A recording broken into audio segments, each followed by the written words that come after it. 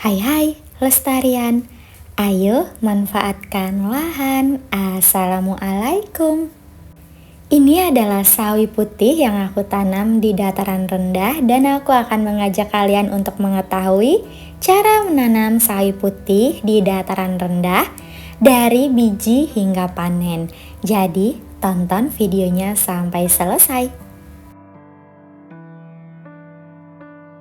Untuk metode penyemaian kali ini aku menggunakan kokopit siap pakai, tidak perlu dicuci, dari Kokopit Malang. Link produknya sudah aku letakkan di deskripsi, jadi bagi yang mau samaan bisa dicek di deskripsi. Ini adalah jenis benihnya, aku menggunakan sawi putih slobor dari benih seribuan. Kemasan kecil seperti ini cocok untuk kita yang memiliki kebun mini, jadi nanti sisanya itu tidak banyak dan tidak kadaluarsa. Aku menanam 12 benih. Kokopit siap pakainya tanpa campuran sudah aku masukkan ke dalam tray-tray semai seperti ini. Bijinya tinggal kita letakkan di atas kokopit, lalu ditutup sedikit dengan kokopitnya. Kemudian jangan lupa siram tipis-tipis saja supaya nanti benih sawi putihnya tidak mengalami pembusukan. Simpan di tempat yang teduh selama penyemaian. Lakukan penyiraman 1 hingga 2 kali, yang terpenting harus tetap lembab tapi jangan terlalu kering supaya benih bisa tumbuh. Mulai dari hari ketiga hingga hari keempat setelah semai, benih sawi putih sudah tumbuh menjadi bibit kecil seperti ini, lalu kita bisa kenalkan ke sinar matahari pagi 1 jam saja. 7 hari setelah penyemaian, bibit sawi putih sudah semakin terlihat penambahan daunnya. Kita bisa menjemur mereka di sinar matahari pagi sekitar 1,5 jam hingga 2 jam, disesuaikan dengan tingkat panas di daerah kalian masing-masing.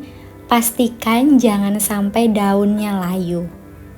Pada tahap penyemaian hingga pindah tanam itu memang paling krusial, jadi kita harus selalu memperhatikan bibit yang kita semai.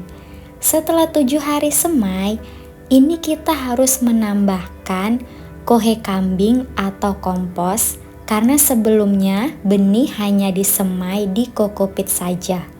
Tetapi jika kalian menyemai di tanah yang sudah dicampur dengan sekam bakar dan kohe kambing atau kompos, maka kalian bisa melewatkan step ini. Jika kalian menggunakan kokopit saja seperti yang aku lakukan di awal penyemaian, maka pastikan di 7 hari setelah semai harus ditambahkan kohe kambing atau kompos seperti yang aku lakukan. Waktu terbaik bisa dilakukan pada pagi hari untuk pemberian kohe kambing ataupun komposnya. Pada usia sawi putih 3 minggu setelah penyemaian sudah terlihat semakin besar, dan pada usia 3 minggu ini aku menambahkan lagi media tanam. Media tanam itu berupa campuran tanah, sekam bakar atau sekam fermentasi, dan juga kohe kambing. Lakukan perlahan-lahan dengan hati-hati, jangan sampai media tanam yang kita tambahkan itu menutupi daun-daun kecil dari bibit tersebut. Usia bibit sawi putih 4 minggu setelah semai, akhirnya pada usia ini kita bisa memindahkan bibit sawi putih ke media tanam yang lebih besar. Bibit sawi putih sudah memiliki sekitar 4 hingga 5 daun sejati. Pada ukuran ini sudah ideal untuk pindah tanam, jadi bibit sawi putih lebih kuat untuk beradaptasi nantinya. Jika kita memindahkan mereka di usia lebih kecil, misalnya sekitar 3 minggu, kemungkinan mereka lebih sulit beradaptasi, apalagi di daerah yang panas. Jadi sebaiknya tidak mengambil resiko. Aku menggunakan usia 4 minggu setelah semai untuk dilakukan pindah tanam bibit sawi putih ini.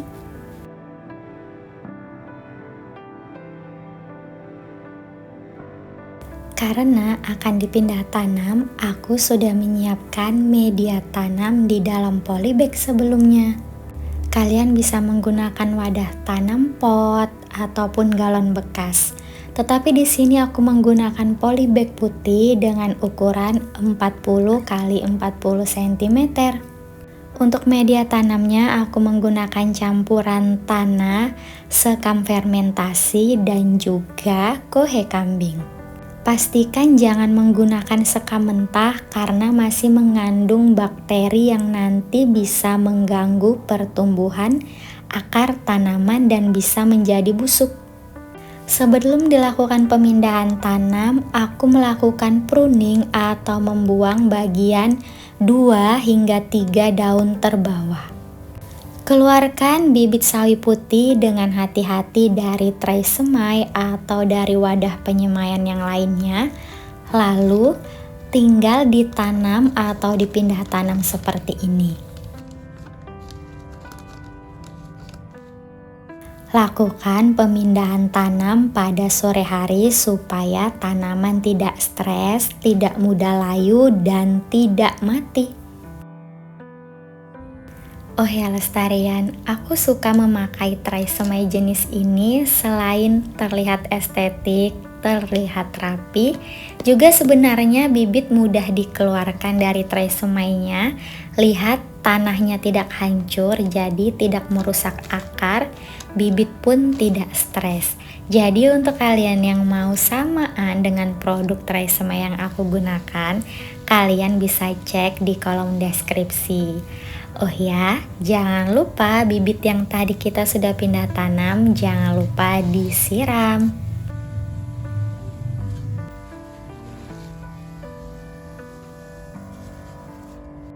Satu minggu setelah pindah tanam, bibit sawi putih terlihat subur-subur, sudah menghijau ya. Pastikan sawi putih yang kita tanam terkena sinar matahari langsung yang cukup. Sinar matahari pagi itu bagus ya, mulai dari pagi hingga siang hari sekitar 5 hingga 6 jam. Kemudian di usia 1 minggu setelah pindah tanam ini aku akan memberikan pupuk organik cair. Kalian bisa menggunakan pupuk organik cair apa saja. Kalau produk yang aku pakai ini cukup 3 pam per 1 liter air, cukup 1 minggu sekali. Dengan sistem kocor seperti ini lakukan pada pagi hari, supaya tanaman bisa langsung menggunakan nutrisi pemupukan untuk berfotosintesis.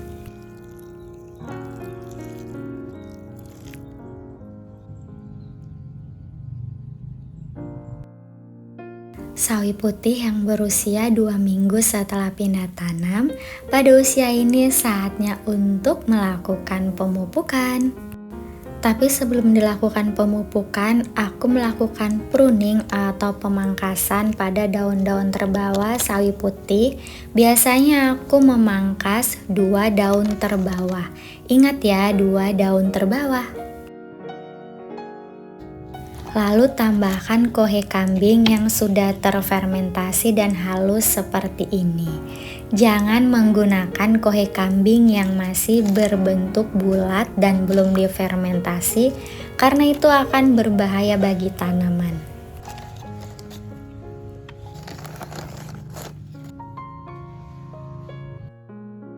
Tidak terasa nih, 4 minggu atau 1 bulan setelah pindah tanam, sawi putih sudah terlihat besar.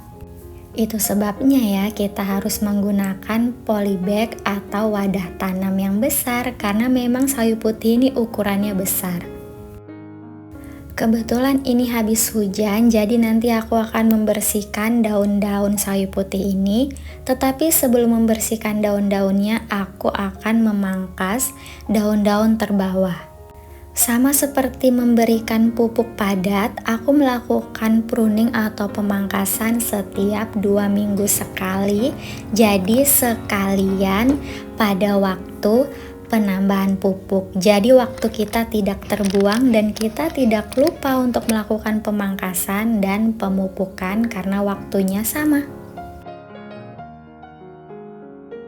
Karena sehabis hujan, jadi akar-akar tanaman mudah terlihat. Itu sebabnya kita harus menambahkan lagi media tanam. Wadah tanam atau polybag yang kita gunakan jangan sampai dipenuhkan pada awal pemindahan tanam, supaya setiap minggu atau 2 minggu sekali pada saat akar terlihat, kita bisa menambahkan media tanam lagi. Jadi wadah tanam yang kita gunakan itu tidak penuh.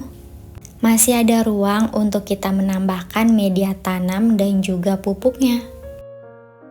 Sahabat Lestari, aku punya satu tips. Sebenarnya tips sederhana sih, tapi menurutku sangat efektif untuk mengurangi atau bahkan menghindari ulat memakan tanaman sayuran di kebun kita. Sehabis hujan, lakukan penyiraman untuk membilas daun-daun tanaman. Lakukan pembilasan daun dengan air biasa. Ini juga dilakukan untuk mengecek apakah di daun tanaman kita, khususnya di bagian belakang daun, ada ulat atau tidak. Dengan cara ini, di kebunku sangat ampuh untuk mengurangi adanya hama. Selain tips bilas daun sehabis hujan, lakukan juga penanaman bunga-bunga berwarna cerah untuk menarik perhatian hama. Di kebunku aku menanam bunga marigold, bunga vinca, juga bunga mawar.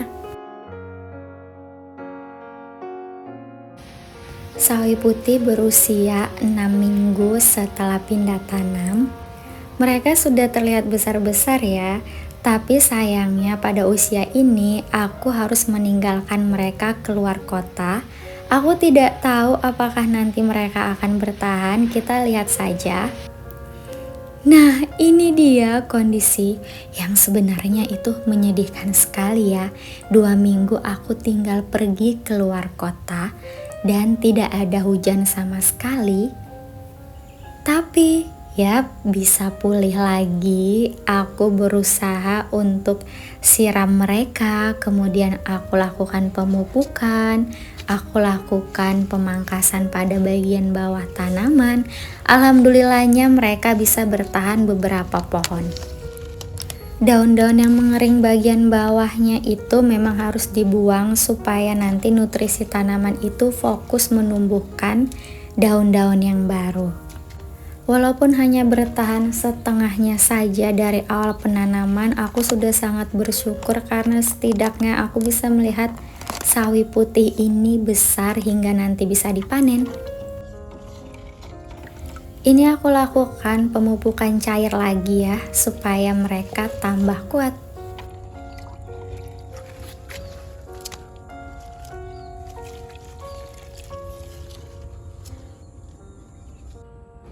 Delapan minggu sawi putih setelah tanam, mereka terlihat semakin bagus pertumbuhannya setelah pasca menyedihkan aku tinggal pergi.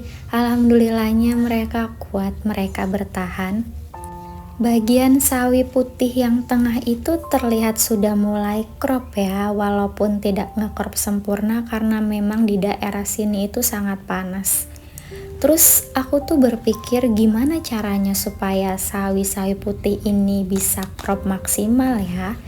Aku melakukan pruning tentu saja, tapi nanti aku akan mencoba teknik mengikat mereka ya. Nanti kita lihat saja apakah akan berhasil.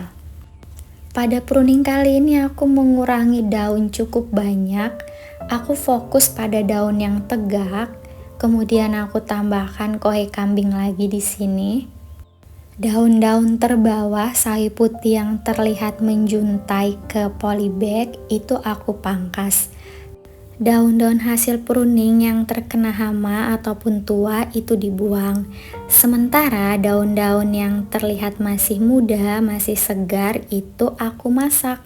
Walaupun daun-daun ini masih terlihat ada bulu-bulu halusnya, tapi ternyata setelah aku masak hasilnya juga enak loh. Jadi jangan dibuang ya hasil pruningnya. Bisa kita masak misalnya seperti ditumis atau direbus dan dimakan dengan sambal. Pada usia 11 minggu setelah tanam atau 1 minggu sebelum panen, aku mencoba eksperimen untuk mengikat daun-daun sawi putih ini. Tujuan aku melakukan pengikatan daun-daun sawi putih ini untuk mempercepat crop sawi putih. Tapi ya, namanya juga percobaan, berhasil atau tidaknya, ya aku tidak tahu, nanti kita lihat bersama-sama ya. Oh ya, untuk menghindari resiko pembusukan, karena ini memang musim hujan, beberapa hari sekali tuh aku lihat, terus aku ikat lagi. Dan ini hasilnya di hari panen. Aku panen di usia 12 minggu atau tepat 3 bulan setelah sawi putih ditanam. Pada bagian tengah sawi putih memang tidak terlihat seperti sawi putih yang ditanam di dataran tinggi. Itu tidak masalah ya sahabat lestari. Di sini mungkin teman-teman sudah banyak yang mencoba menanam sawi putih tapi hasilnya tidak seperti yang di pasar. Itu tidak masalah. Aku ingin menunjukkan kepada teman-teman bahwa ya memang seperti inilah keadaannya jika sawi putih ditanam di dataran rendah. Daerah kebunku ini di bawah 100 mdpl ya teman-teman. Kondisi tengah sawi putih seperti ini, tidak crop tapi warna putihnya sudah terlihat bagus pada bagian batang sawi. Sementara pada bagian tengah terlihat sedikit crop. Terlihat cantik ya lestarian. Walaupun tidak sesuai ekspektasi kita dengan sawi putih yang dijual di pasar-pasar, tapi menurutku ini tuh udah cantik maksimal. Dan oh ya, satu lagi, bulu-bulu halus yang awalnya itu terlihat tajam jika dipegang, pada bagian tengah sawi putih ini tuh tidak setajam yang pada awalnya sawi putih ditanam. Jadi menurutku ini pertanda bagus bahwa sawi putih memang siap untuk dipanen. Masya Allah, walaupun kita berkebun di dataran rendah yang panas cuacanya, itu bisa ya sahabat lestari, jika kita memang mau mencoba, jika kita penasaran dengan jenis-jenis sawi yang ada di pasar, kita bisa saja mencoba menanam. Tapi jangan pernah berekspektasi bahwa hasilnya akan seperti yang ada di pasar, karena kondisi kebun kita dengan kondisi kebun komersil itu sangat berbeda.